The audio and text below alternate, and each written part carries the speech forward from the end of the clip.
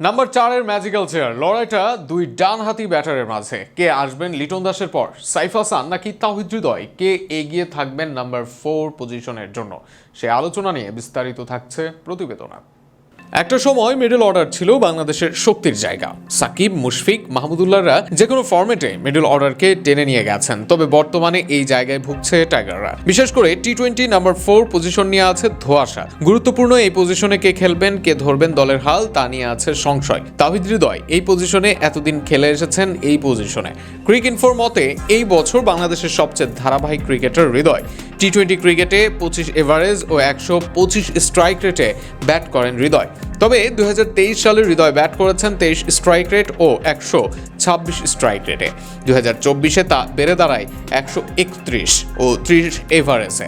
কিন্তু এবছর মাত্র 110 স্ট্রাইক রেটে 20 এভারেজে ব্যাট করেন হৃদয়। অর্থাৎ দিনে দিনে অবনতির দিকে যাচ্ছে হৃদয়ের অবস্থান।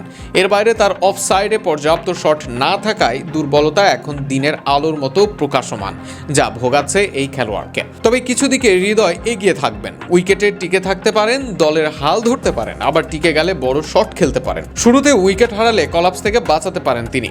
আবার টপ অর্ডার ভালো করলে মাঝে ইনিংস ধরে রেখে ফিনিশারদের তার কাজ বুঝিয়ে দিতে পারেন। সব মিলিয়ে একাদশে হৃদয় থাকতেও পারেন।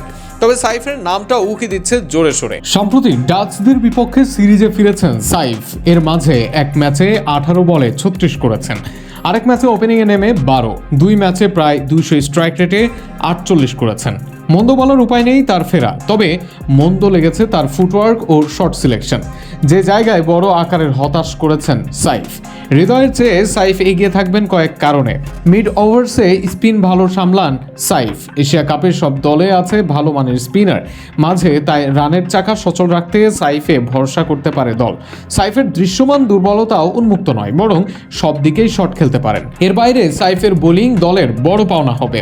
বল হাতে এখন নিয়মিত সাইফ, যেটা এই মুহূর্তে বাংলাদেশের জন্য হতে পারে বড় পাওনা। তবে বড় দলের সঙ্গে হৃদয় একাধিক ভালো ইনিংস খেললেও প্রমাণিত নন সাইফ। আবার তার ফুটওয়ার্ক সমস্যাও অনেককে নিরাশ করছে। তবে সবকিছু মিলিয়েও কিছুটা আপার হ্যান্ডে থাকবেন সাইফ। এই মুহূর্তে নাম্বার 4-এ সাইফকে প্রধান অপশন ভাবতে পারে বাংলাদেশ দল। শেষ পর্যন্ত কাকে নেয় তারা, তা দেখা যাবে ম্যাচের দিনেই।